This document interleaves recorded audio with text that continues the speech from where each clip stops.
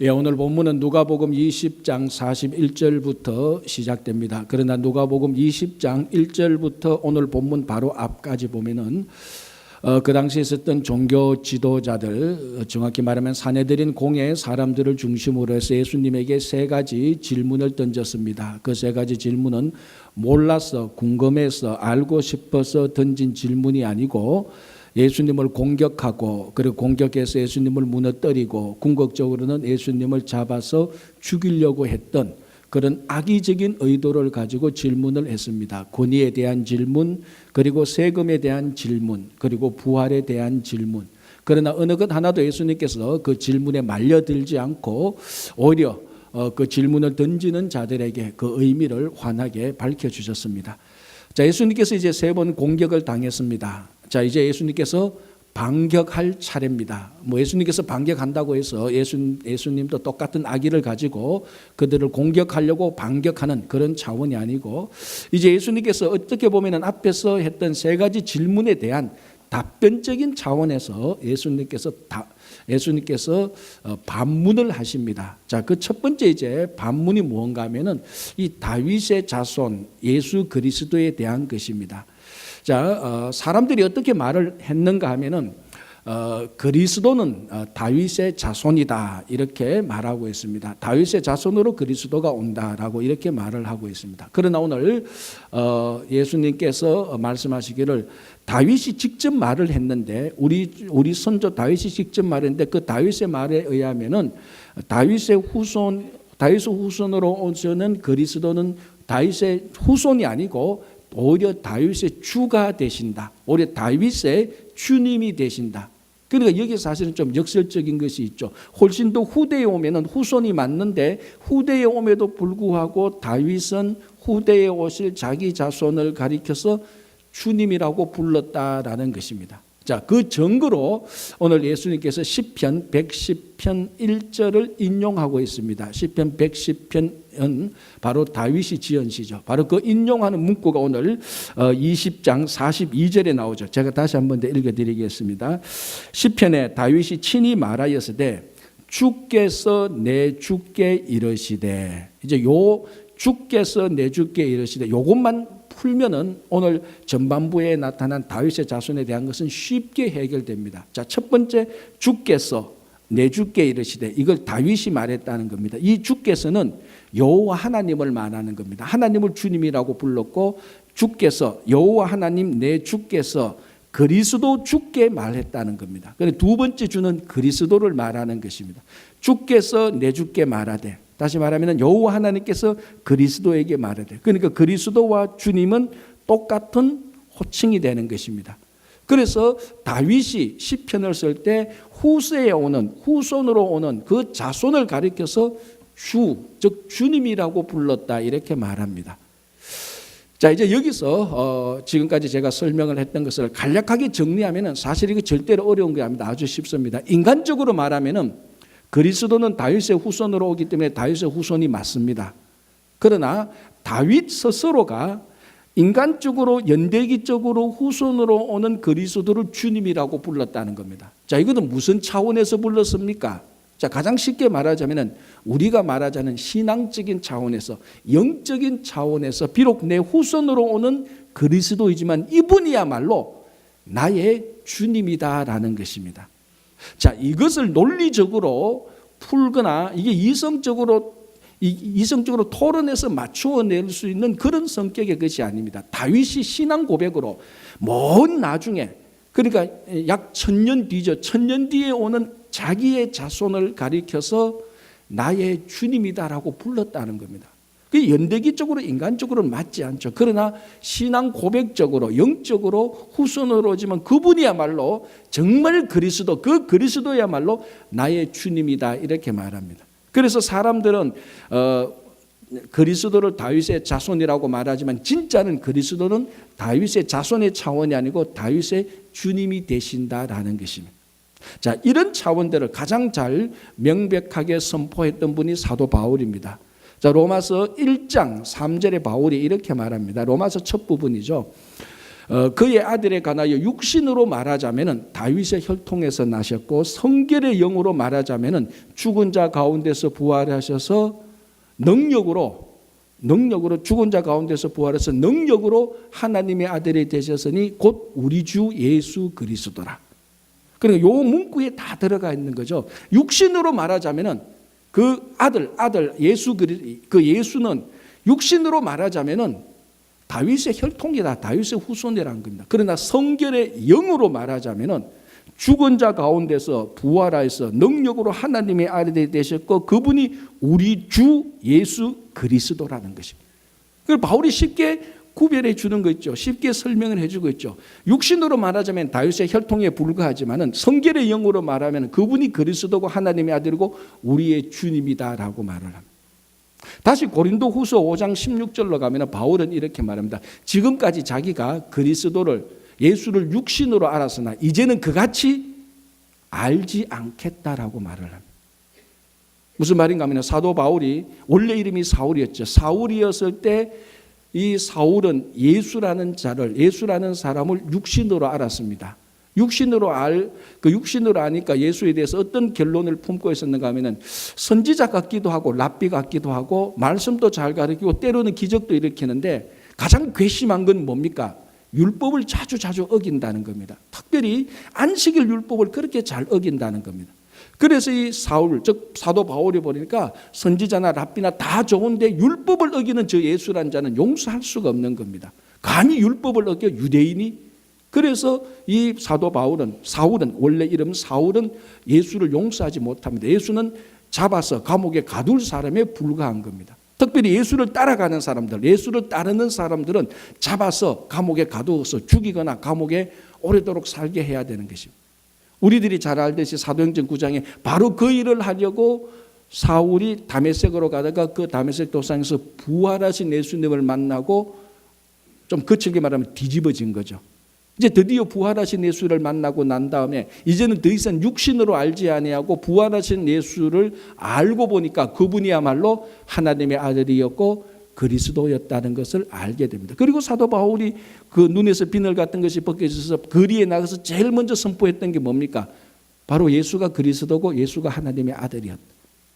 이 두 가지 선포는 육신으로 알던 예수님을 육체로 알던 사울에게 있어서는 결코 일어날 수 없는, 결코 선포할 수 없는 말씀입니다. 그러나 부활하신 예수를 만나니, 육체적으로 알던 예수가 아니고 부활하신 예수를 만나니 그분이야말로 그리스도고 그분이야말로 하나님의 아들이고 그분이야말로 나의 주님이 되신다는 것입니다. 그래서 육체대로 알 때는 사도 바울이 예수를 핍박했습니다. 그러나 육체대로 알지 않으니까 사도 바울이 예수님 때문에 자기가 핍박을 받게 됐습니다.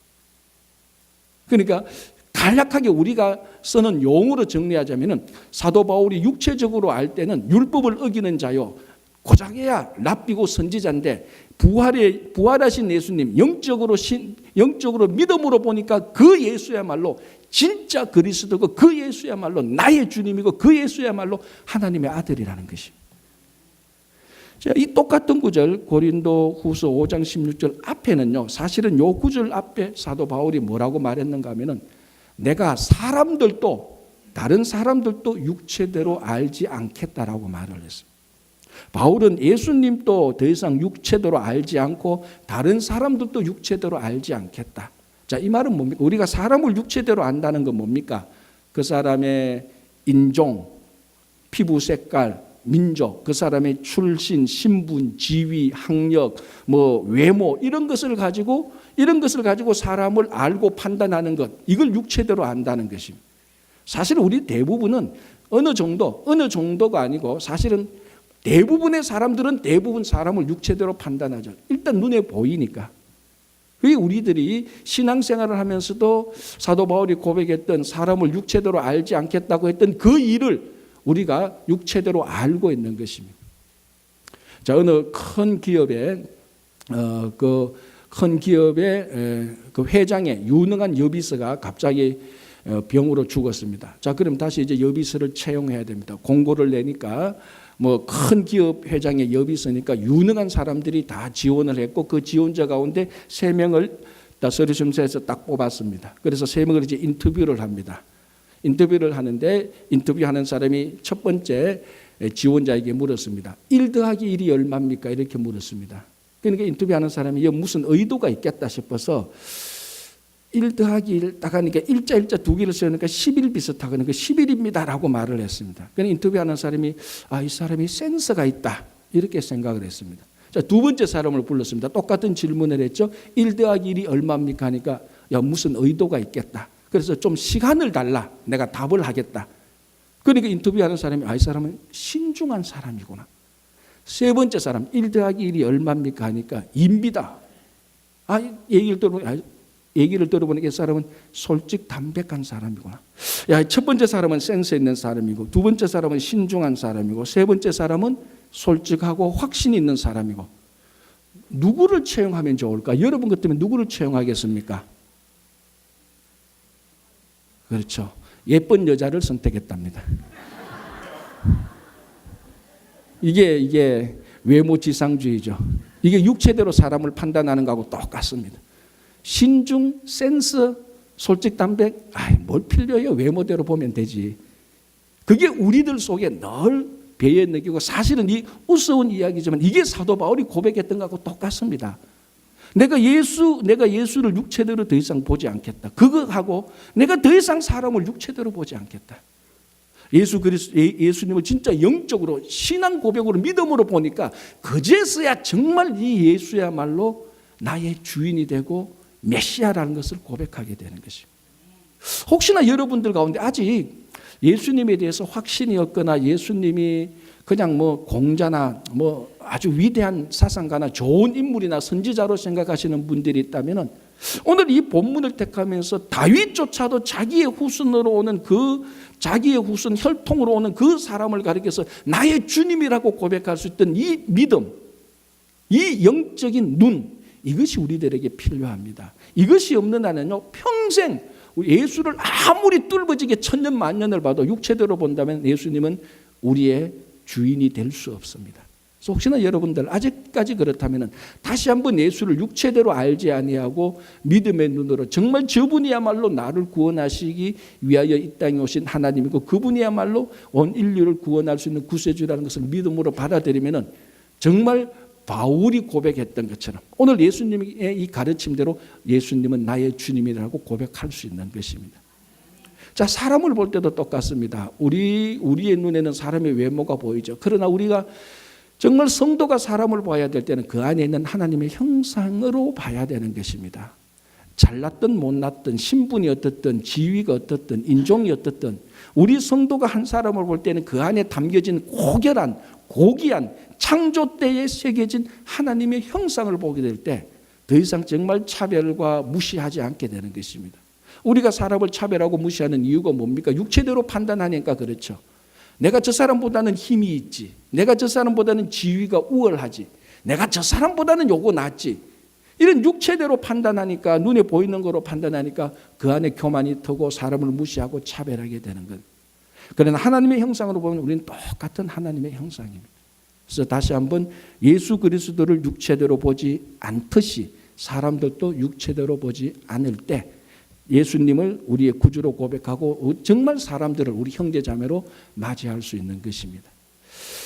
자, 이제 두 번째 예수님께서 서기관들에 대해서 얘기를 합니다. 자, 이 서기관들은 원래 서기관들은 어떤 사람들인가 하면은 성전 안에서 율법을 가르칠 수 있는 라이선스를 가진 사람입니다. 정말 학식이 있고 그 당시에 뛰어난 엘리트죠. 최고의 종교 엘리트라고 말을 할 수 있습니다. 자, 이 서기관들에 대해서 예수님께서 말합니다. 이 서기관들은 긴 옷 입는 것을 좋아하고 시장에서 문안 받는 거 좋아하고 그리고 회당에 가면 높은 자리에 앉고 잔치에 가면 윗자리에 앉는 사람들이다. 이런 사람들을 삼가하라라고 말합니다. 자, 긴 옷을 입는 게 뭡니까? 긴 옷은요, 비싼 옷이고 화려한 옷이고 그러니까 귀족들이 입는 옷이고 종교적으로 말하면 성전에서 제사장이나 입는 옷입니다. 자, 그런 옷을 입고 거리에 나왔을 때 사람들 눈에 확 뜨이죠. 딱 외모로 봐서 뭡니까? 옷으로 딱 봐서 이 사람은 우리하고 신분이 다르구나. 거룩해 보이고 경건해 보이고 그리고 지위가 있어 버리고 이 서기관들이 그런 긴 옷을 입고 활보한다는 것입니다. 자, 여기에 담겨져 있는 예수님의 말씀의 내용은 뭡니까? 자기 과시죠. 여러분, 이 심리적으로 보면요, 속에 덩기 없는 사람이 외부적으로 화려하게 치장하는 경향이 있습니다. 꼭 뭐 심리적인 용어를 들이키지 않더라도 우리 경험도 그렇잖아요. 속에 덩기 없으면 허합니다. 그러면 어떡합니까? 이걸 보상하는 심리로 자꾸 밖에 걸 치장합니다. 이것도 갖다 붙이고 저것도 갖다 붙이고 이것도 쓰고 요렇게도 만들고 저렇게도 만들고 치렁치렁하게 다닙니다. 왜? 속에 없으니까. 속에 없는 것을 밖에 거라도 메이크업 하려고 하는 심리가 있습니다. 그러나 속에 정말 가득 차 있으면은 밖에 그 치장하는 게 더 귀찮죠. 왜? 속에서 자연스럽게 흘러나오니까. 그러나 이 서기관들이 지금 긴 옷을 입고 자기 과시를 하려고 하는 근본적인 목적은요, 자기 속에 없으니까 이걸 자꾸 커버하려고 하고 위장하려고 하고, 그래서 속에 없는 것을 감추고 다른 사람들한테 긴 옷을 입어서 경건한 척, 귀족인 척 자기 과시를 하게 되는 것입니다. 자, 두 번째는 뭡니까? 시장에서 문안받는 거죠. 시장에 쫙 가고 긴 옷을 입고 시장에 쫙 가면 사람들이 오셨습니까? 라고 인사하고, 멀리서라도 오셨습니까? 손을 드는, 그게 기분이 좋은 겁니다. 무슨 말인가 하면 관심을 받고 싶어 하는 것이죠. 한국에서 한국 젊은이들이 이런 단어가 있답니다. 이 관종이라는 단어가 있답니다. 우리 젊은 분들 아십니까? 관종. 뭐의 약자입니까? 아는 것 같은데. 역시 젊은 사람. 관심 종자래요. 이게 뭔가 관심을 받는 종자래요. 이 좋은 뜻이 아니거든요. 비꼬거든요. 제 관종이야 그러면은 모든 모임에서 자기한테 관심을 줘야 안 삐집니다. 그래야 친구가 되는 거예요. 모든 일. 그러니까 이게 사람이 그러니까 좀 자기 위치나 자기 행위나 자기 그 포지션에 따라서 오버하게 더 많이 관심을 받아야만 자기 존재가 확인되는 사람. 이런 사람을 비꼬아서 좀 속어 비슷하게 관종, 관심 종자다 이렇게 말을 합니다. 이 책을 찾아보니까 사람들이 왜 이렇게 관심을 오버하게 받아야 되는가 보니까 의학 용어로 자기애적 인격 장애래요. 참 말이 어려워요. 자기애적 인격 장애, 알 것 같기도 하고 모를 것 같기도 하고. 그래서 좀 읽어봤습니다. 도대체 자기애적 인격 장애가 무슨 말인지 쭉 읽어보니까요, 정체성 결핍이에요. 그걸 그렇게 복잡하겠어요. 저한테 물으면 제가 잘 설명해 줄 건데, 쭉 읽어보니까 결국 이거 자기 정체성이 없다는 거 아니야? 그걸 자기애적 인격 장애래요. 제주도 좋아요. 쉬운 걸 이렇게 어렵게 만드는 제주도 참 좋아요. 왜 사람들한테 오버해서 과하게 관심을 가지려고 합니까? 자기 정체성이 약하니까 그렇습니다. 여러분, 정말 자기 정체성이 확실한 사람은요, 옆에 사람이 무슨 말을 해도 흔들리지 않습니다. 자기 정체성에 뿌리가 없으니까 다른 사람이 좋다 그러면 좋은 줄 알고 나쁘다 그러면 나쁜 줄 알고, 오늘은 이쪽 내일은 저쪽, 사람들이 관심 안 가지면요, 내가 이 세상에서 왜 살아야 되는가 이렇게 말하고, 약간 관심 가지면 좋아하고, 정체성이 없는 겁니다. 혼돈이 되는 거예요. 자, 이 서기관들이 지금 그 정체성이 흔들리니까 사람들에게 시장에 나가서 사람들에게 문안받을 때 자기 존재가 확인되는 겁니다. 그렇지, 내가 이만큼 존경받을 만한 사람이지. 그렇지, 저 사람들은 내게 손을 흔들어야 되지. 왜 그렇습니까? 정체성이 없으니까. 어떻게 보면요, 이 서기관들요, 관심 종자들이에요. 자, 우리가 예수 그리스도를 믿는다는 것은 우리의 정체성이 완전히 거듭나는 겁니다. 지금까지는 어떻게 살았든지 간에, 무엇을 했던 사람들이지 간에 예수 그리스도를 딱 믿는 순간, 주님을 나의 구주로 고백하는 순간 우리의 정체성 1번이 하나님의 자녀, 믿는 자가 되는 겁니다. 그게 우리 정체성의 1번이에요. 그게 되어야 되는 겁니다. 그게 신앙을 가진 사람들입니다. 그게 흔들리니까 마치 인기 연예인들이 인기 떨어지면 흔들리는 것처럼 사람들이 오락가락하는 겁니다. 그래서 굳이 쉽게 말하면 이런 스타일이죠. 집에 가만히 있으니까 좀 심심합니다. 막 흔들립니다. 불안합니다. 서기관들이 긴 옷 입고 시장에 착 나가니까 사람들이 막 인사합니다. 그제서야 기분이 좋아지는 거예요. 그제서야 살만 나는 겁니다. 또 집에 오면 또 우울한 거예요. 또 거리로 나가는 거예요. 왜? 정체성이 없으니까.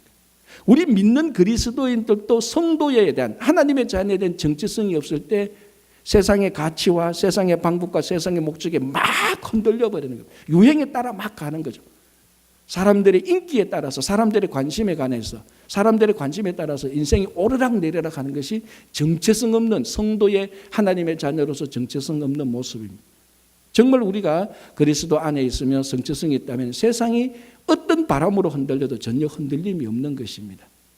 자, 세 번째 이제 이 사람들은 뭘 잘하는가 하면은 회당에 가면 높은 자리에 앉습니다. 회당에서 제일 높은 자리는 무슨 자리인가 하면은 소위 모세의 자리라는 것이 있습니다. 회당에 가면 모세의 자리가 있습니다. 그거는 모세의 권위만큼 인정해주는 회당에서 가장 존귀한 자리죠.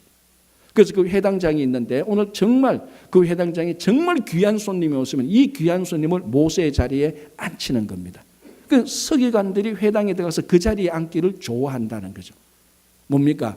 권위를 내세우고 싶고 권세를 자랑하고 싶은 것이죠. 똑같은 패턴으로 결혼식에 가면은 높은 곳에 앉고 싶다. 오늘 여기 보니까 뭐라고 말하는 거? 잔치의 윗자리, 회당의 높은 자리와 잔치의 윗자리를 앉기를 좋아한다는 겁니다. 이 잔치의 윗자리는요, 우리 성경책 이거는 개역 개정판인데 우리가 앞에 봤던 개역 한글판에는 잔치의 상석이라고 적혀져 있어요. 왜 상석을 윗자리로 번역해놨는지 저는 좀 아쉬워요. 상석이 얼마나 좋은 단어인데 그걸 바꿔가지고 말이지. 개인적으로 이런 번역은 잘못된 번역이에요. 상석이라고 하면 돼요. 유일하게 제 이름이 성경에 있는 건데 그걸 빼가지고 제가 아쉬웠다는 걸 그냥 토로하는 겁니다. 어쨌든 잔치의 상석, 잔치의 윗자리는 그 잔치에서 제일 귀중한 사람을 그 자리에 앉힙니다. 주인 옆에 딱 앉히면.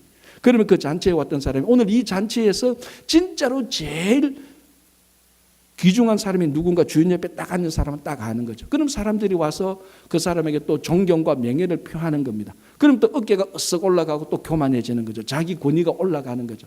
누가 그랬다고요? 상석이 아니고 서기관들이 그랬다는 거예요. 바로 이런 사람들, 그러니까 이 자기 권위와 권세를 자랑하고자 하는 교만의 욕구가 나타난 것이. 그러니까 한번 보십시오, 여러분.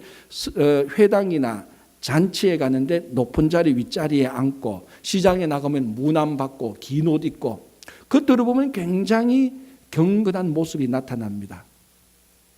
굉장히 경건하고 상위층 그런 모습이 나타납니다. 자, 그런데 이런 사람들이 이까지는 괜찮은데 괜찮다 하더라도 이런 사람들이 뭘 어떻게 한다고요?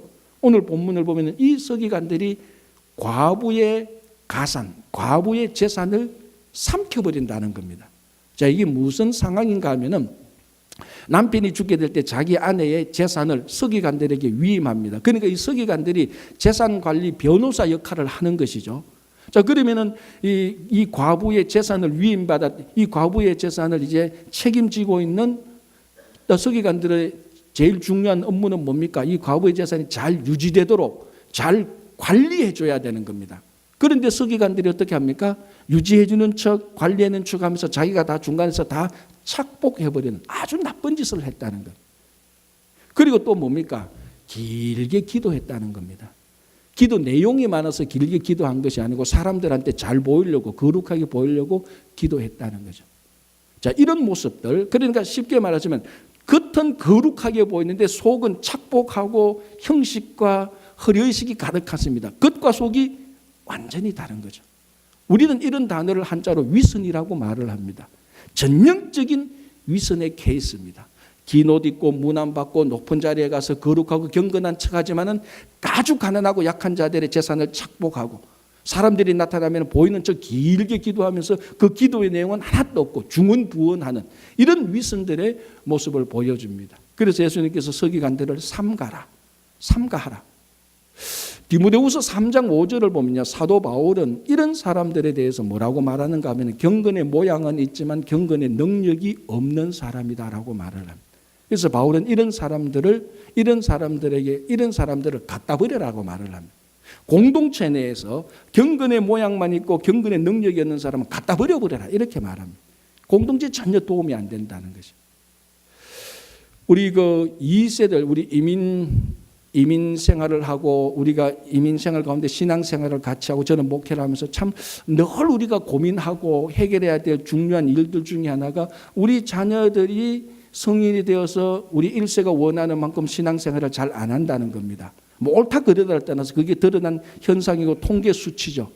그리고 또 어떤 자녀들은 신앙생활을 하는데도 유독 자기 어머니 아버지가 있는 교회는 또 안 다니는 자녀들이 있어요.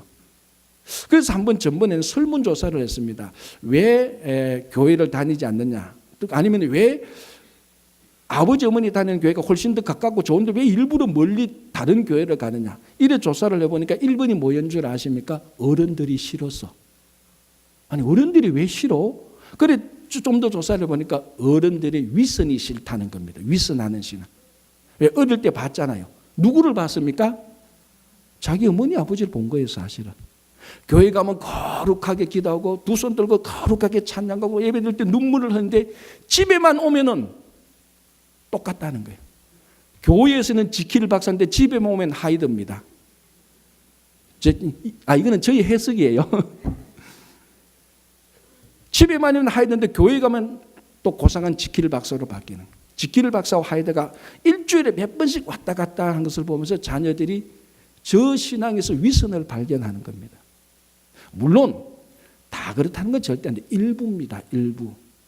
그리고 일부의 부모들이 그렇게 하죠. 많은 성도들은 그래도 최대한 정말 극과 속이 같이 하려고 교회에서 은혜 받았던 것을 우리 삶과 가정에서 노력하려고 하죠. 그러나 일부 어떤 사람들이 그런 일이 일어났을 때 그 자녀들 그리고 그 후손들이 위선적인 모습을 보고 교회를 나오지 않는 거죠. 아니면 신앙은 있으면 다른 교회를 가는, 이런 것들이 정말 우리들의 현실입니다. 우선은 이건 우리가 자녀들이 잘못했다 아니고 정말 혹시나 내 말이, 내 자녀들이 나를 그렇게 보고 있지는 않은가 우리가 한번 생각해 봐야 돼요.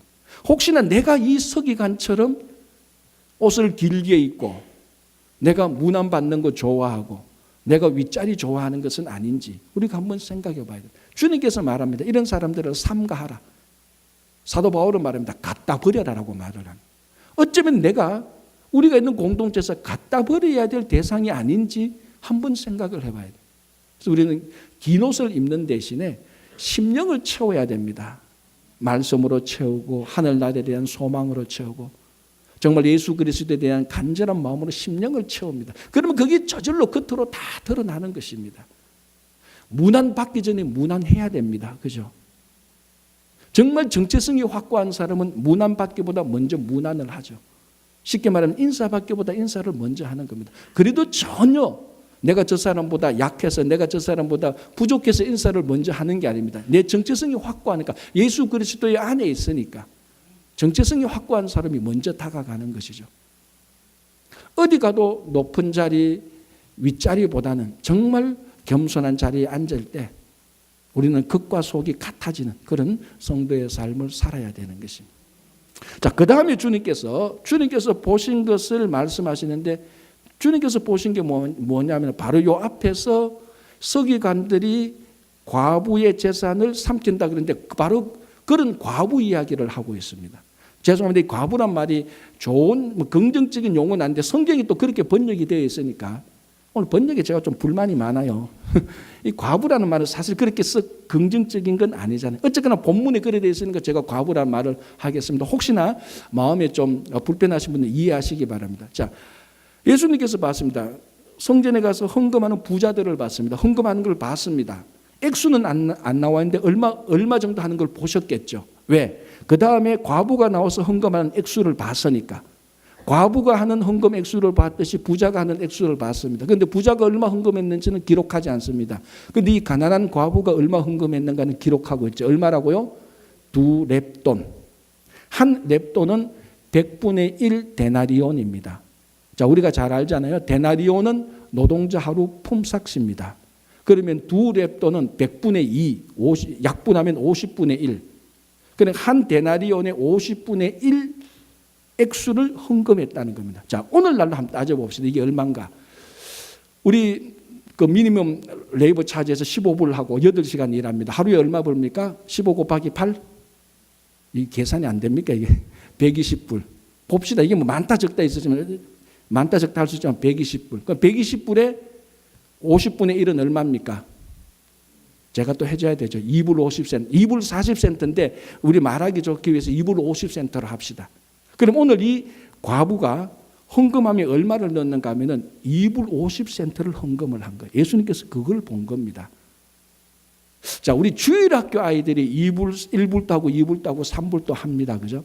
미안합니다. 오늘 여러분 또 1불 냈는데 제가 또 이 헌금에 대해서 얘기하는 거 아닌지 모릅니다. 그러나 그거하고 상관없이 하는 겁니다. 혹시나 시험 들지 마시기 바랍니다. 그러나 대체로 우리 성인들이 헌금을 할 때는 지금 우리 상황에 2불 50센트, 뭐 특별한 경우는 그럴 수도 있지만 전체적으로는 그렇게 하지 않잖아요. 그죠?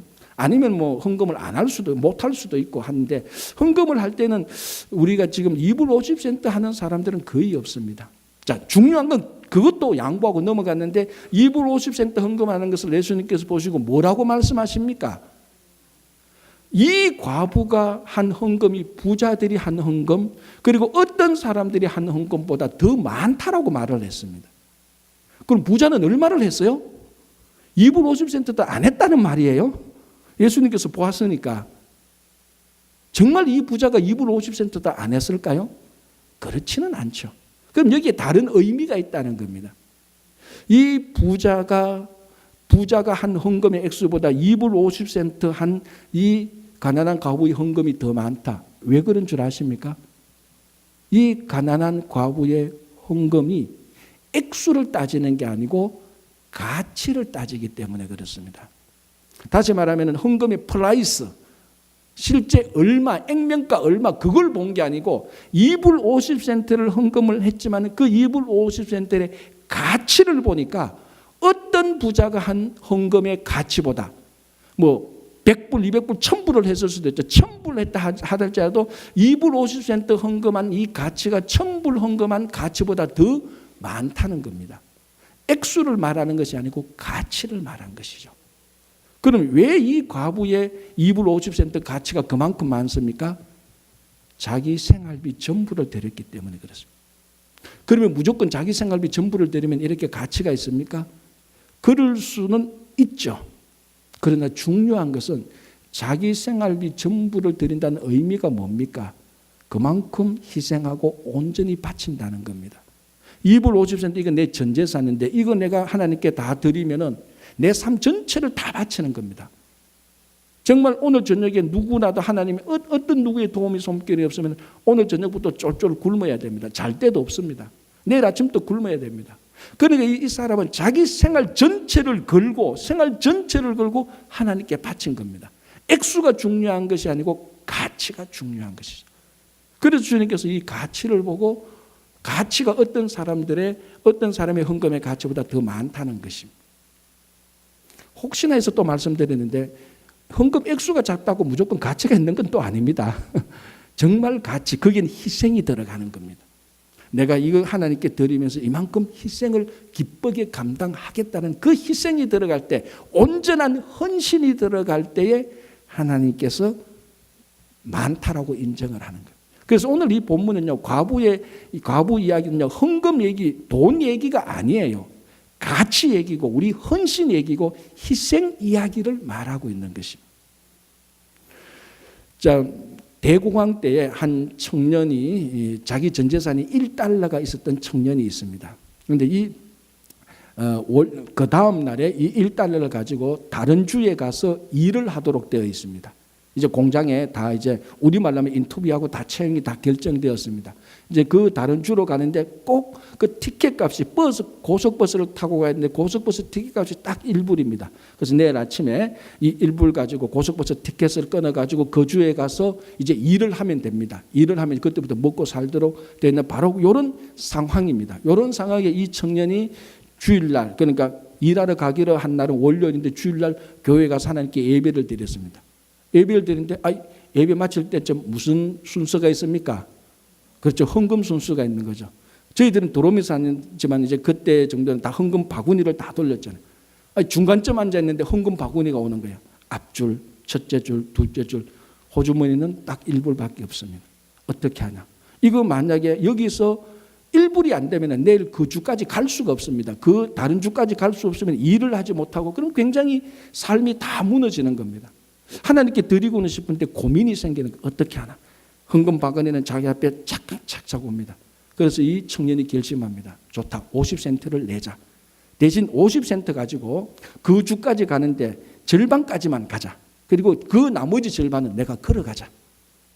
그래서 50센트를 헌금하고 그 다음날 아침에 50센트 가지고 버스 터미널에 가서 그 도시 가는 절반까지 티켓 가서 끊어서 그 절반까지 가서 내렸습니다. 자, 이제 어떻게 해야 됩니까? 걸어가야 되죠. 그래서 터벅터벅 걸어갑니다. 터벅터벅 걸어가는데 버스 터미널에서 내렸던 그 도시의 마지막 끝을 지나가고 다른 주로 넘어갈 바로 그때쯤 옆에 공장이 있는 거예요. 공장에 보니까 공장 대문 앞에 일꾼 구함, 주당 5불. 원래 자기는 2불 50센트, 주당 2불 50센트 받으려고 그 도시로 가려고 그랬는데, 버스 타고 가려고 그랬는데, 지금 옆에 보니까 주당 5불 2배나 더 준다는 거예요. 그래서 그 공장에 들어가서 정말 주당 5불 주느냐, 사람 구하느냐, 5불 준다, 사람 구한다, 너 하겠느냐, 내 하겠다. 여러분 그때 어떻게 하겠습니까? 해야죠. 당장 해야죠. 모든 조건이 다 좋은데. 그래서 이 청년이 거기 가서 열심히 주당 5불을 받았습니다. 그럼 어제 50센트 냈는데 5불 받게 된 10배에 더 보장을 해 주신 거죠. 그리고 열심히 일을 해서 결국 그 공장도 인수하고 난 다음에 유명한 그 공장이 신발 공장인데 유명한 신발 공장의 오너가 됐다는 겁니다. 물론 이 이야기는 전형적인 우리가 하나님께 드리면 하나님께서 갚아주신다는 전형적인 하나님께서 보상해 주신다는 이야기입니다. 이게 잘못됐거나 틀렸거나 나쁜 얘기가 아닙니다. 이건 정말 이 나름대로 가치가 있는데 오늘 본문과 연관해서 우리가 중요하게 생각할 게 있습니다. 뭡니까? 이 청년이 도시 자기의 원래 거리의 절반을 걸어가기로 작정을 하고 자기 삶을 그만큼 걸어가기로 작정하고 희생하고 하나님께 50센트를 드렸다는 것. 하나님께서 그 가치를 본 것입니다. 그 가치를 보고 하나님께서 그 청년의 미래를, 인생을 인도해 주시는 것입니다. 여러분, 오늘 이 과부가 드렸던 이 2불 50센트 두 렙돈의 가치, 예수님께서 그걸 보신 것입니다. 두 렙돈을 봤지만 2불 50센트를 봤지만 그 속에 담겨져 있는 희생과 헌신의 가치를 본 것입니다. 여러분, 이게 헌금, 물질에만 해당되는 겁니까? 시간도 똑같습니다. 여러분, 우리가 하나님을 위해서 우리가 시간을 내야 되죠. 근데 많은 분들이 말합니다. 지금 바쁘고 피곤하고 할 일이 많으니까 나중에 시간 남을 때 하겠습니다. 은퇴하고 하겠습니다. 물론 은퇴하고라도 하면은 좋지요.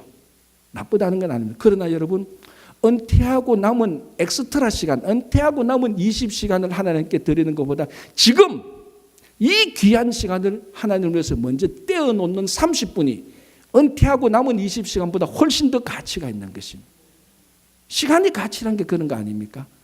20시간, 30시간보다 지금 가장 내가 황금기에 이 귀중한 시간, 우리말로 하면 내가 1시간을 일하면 얼마나 버는데 30분을 일해도 얼마나 버는데, 그러나 그 귀중한 시간을 하나님을 위해서 따로 떼어놓을 때 이 시간의 가치는 은퇴하고 30시간, 40시간보다 훨씬 더 가치가 있는 것입니다. 물질만 아닙니다. 시간도 똑같습니다. 재능도 똑같습니다. 지금 재능이 많아서 사람들이 나를 필요로 합니다. 이곳저곳에서 오라고 말합니다. 그래서 하나님을 위해서 일할 시간도 없고 재능 사용할 여유도 없습니다. 말합니다. 내가 은퇴하고 난 다음에 사람들이 나를 부르지 않을 때 내가 하나님의 일을 하겠다. 그때는 하나님도 안 부릅니다. 지금 한참 지금 한참 황금기 때 하나님을 위해서 지금 일을 하는 겁니다. 그렇다고 뭐 직업을 팽개치고 하라는 그런 건 아닙니다. 정말로 내 삶의 희생과 온전한 헌신을 각오하고 하나님께 나아갈 때 그게 진짜 하나님께서 보시는 가치라는 것입니다. 얼마나 많은 시간이냐, 얼마나 많은 능력이냐, 얼마나 많은 액면가, 헌금이냐, 물질이냐, 그거보다 얼마나 많은 가치가 있느냐는 그거를 보는 것입니다. 오늘 여러분들께서 우리에게는 다 숨겨진 가치가 있습니다. 내 돈이 비록 얼마 되지 않지만 하나님께서 그 액면가를 보지 않습니다. 그 안에 담겨지는 가치를 보는 것이죠. 그래서 어떤 사람은 죄송합니다. 자꾸 돈 얘기를 해서 하지만 그런 돈이 아니까 100불 헌금을 하는데 어떤 사람은 그 100불 안에 100만 불의 가치를 헌금하는 사람도 있고요. 100불을 헌금하면서 1불도 안 되는 가치의 헌금을 하는 사람들도 있을 겁니다. 우리가 어떻게 하나님께 우리 삶을 헌신해야 됩니까? 거기에는 희생이 필요합니다. 오늘 이 과부를 보십시오. 생활비 전부를 드렸습니다. 자기 삶 전체를 희생했습니다. 참 우리 이민사회에서 희생이란 말하기가 참 두렵습니다. 바쁘고 피곤하고 삶도 힘들고 어려운데 거기에다가 희생까지 말하니까 사람들이 전부 다 기겁을 하고 물러나는 거죠. 그러나 이민사회든 어떤 사회든지 간에 신앙은 우리들에게, 십자가는 늘 우리들에게 희생을 요구하는 것입니다. 헌신과 성김과 봉사에 희생이 없다면 거기는 아무런 가치가 없습니다. 그냥 시간만 내놓고 물질만 내놓고 재능만 내놓지 하나님께서 보시는 가치는 하나도 없습니다. 거기는 정말 십자가의 희생이 있어야 되는 거예요.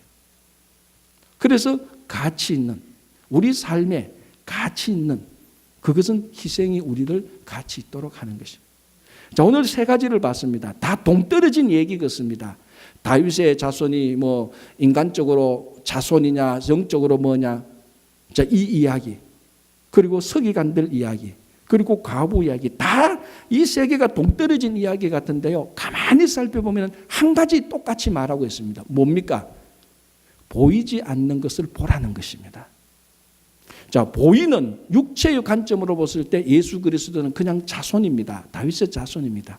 그러나 믿음으로 볼 때, 믿음으로 우리가 만약 영적으로 볼 때 예수 그리스도는 우리의 주님입니다. 겉으로 봐서는, 육체로 봐서는 결코 우리가 고백할 수 없는 것을 말하고 있습니다. 서기관들 겉으로 얼마나 거룩합니까? 그런데 그 속에는 위선이 들어가 있습니다. 과부의 눈에 보이는 두 랩돈, 그러나 그 속에는 엄청난 가치가 들어가 있어요. 이 이야기가 다 별개의 이야기겠지만 딱 하나를 말합니다. 겉이 아니라 속을 보고 계신다는 것입니다. 보이는 것이 중요한 것이 아니고 보이지 않는 것에 영원한 가치가 있다는 것입니다. 여러분, 신앙이 뭡니까? 보이는 것 쫓아가는 게 그게 무슨 신앙입니까? 종교생활이지, 취미생활이죠. 정말 신앙은 보이지 않는 것을 확실하게 믿고 거기에다가 영원한 가치를 두고 살아가는 겁니다.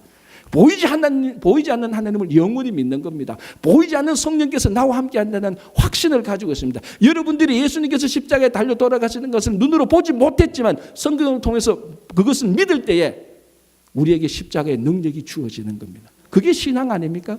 보는 것 다 믿는다면 그건 신앙이 아니죠. 누구든지 예수 안 믿는 사람들도 보는 것은 다 믿고 알 수 있습니다.